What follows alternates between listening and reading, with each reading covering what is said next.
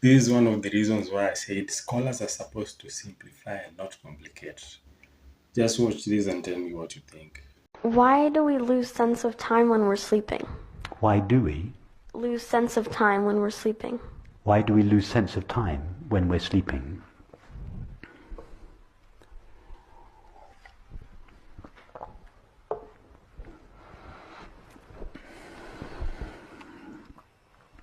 Try now. You understand what I mean by now. Yeah. And if we represent the past, we could imagine that the past is like a vast space that extends endlessly behind the now, and that the future is a vast space that extends indefinitely in front of the now. Yes? And the distance between the past and the future is what we call time. Yes? Or the distance between two events in the past or the future. So now let's explore time, the past and the future. So now just for a few moments, leave the now and visit this place that you call the past. When I say visit it, I don't mean just think about it or imagine it, because if you think about it, say you take the image of breakfast this morning. That image doesn't take place in the past. That image takes place now. So I don't mean just think about the past or imagine the past. I mean go there. Leave the now, just step out of the now and go into the past. That's not possible. Okay. Because if I try to step into the past, that effort is happening now. Exactly. So can anyone here, just while we're discussing, can anyone here step out of the past and just step out of the now and visit the past, just for a few moments? No. Can you imagine, Alexander, that anybody that has ever lived, not just us kind of weirdos that are interested in non-duality, but regular people that could you imagine that any of them could, just for a few moments, step out of the now and actually go to the place that we call the past? No. Okay, so if nobody's ever been there, and presumably the same applies for the future, yeah. So if nobody has ever been there, how do we know that this place called the past really exists? Surely experience must be the test of the existence of something. So if nobody's ever been there, nobody's ever got a glimpse of it,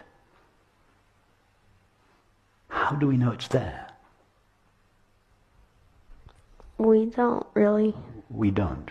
No. We don't know it's there. We imagine it's there, but we don't know it's there. We have no knowledge of it at all. Could it be that it's not there? Yes. And wouldn't that be in line with our experience? In other words, could it be that the past and the future don't exist in the way that our minds imagine them? Yes. After all, have you ever experienced anything apart from now? No. And how many nows have you experienced in your life? Or let's just take today. How many nows have you experienced today? That's a trick question. One. One. Yeah, so all your life, you're only going to experience one now. Yeah. Yes.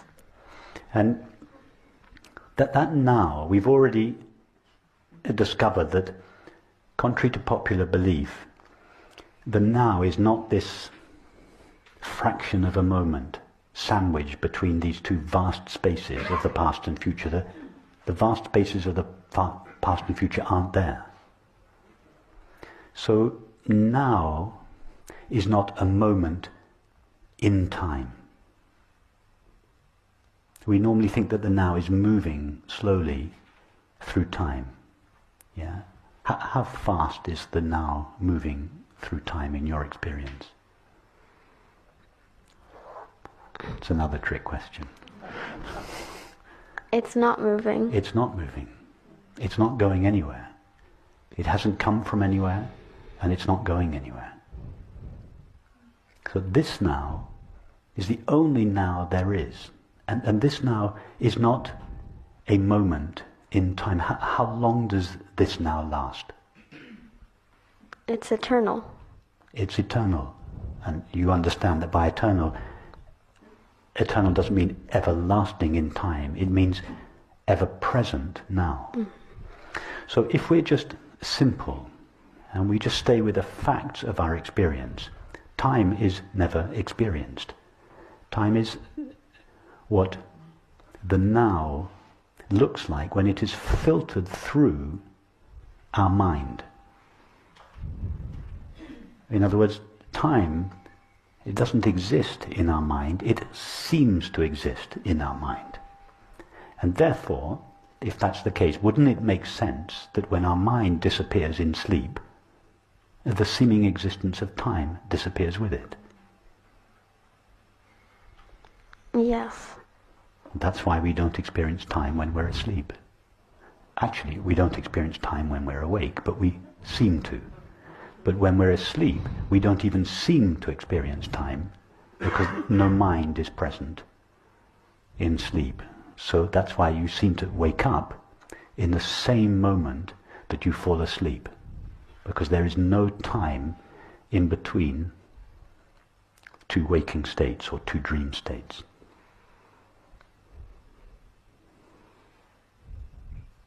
Okay.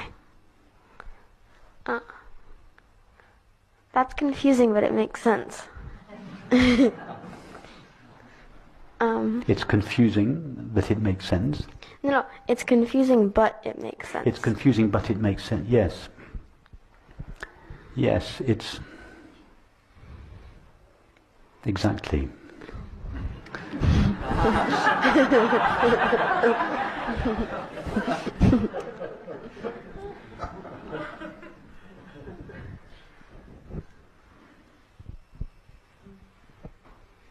It's confusing because because everything that I've said you've understood in your own experience and you've agreed with, and it's very simple what I've said if you just stick with your experience. But when we compare that with the way reality seems from the point of view of the mind, it conflicts with the mind's view of reality. So it is the mind that superimposes its own limitations on reality and makes reality appear in a way that is consistent with those limitations.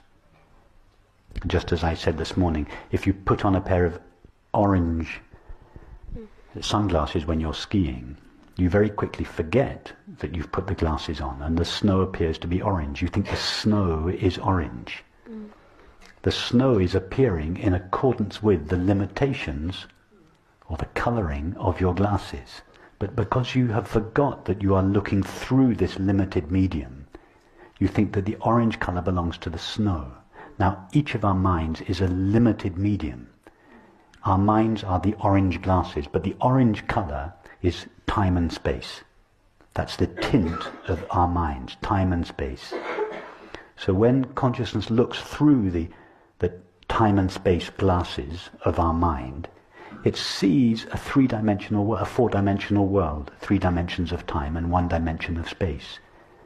And we think time and space belongs to the world. No, it doesn't. Time and space are the orange glasses through which consciousness is looking at eternity.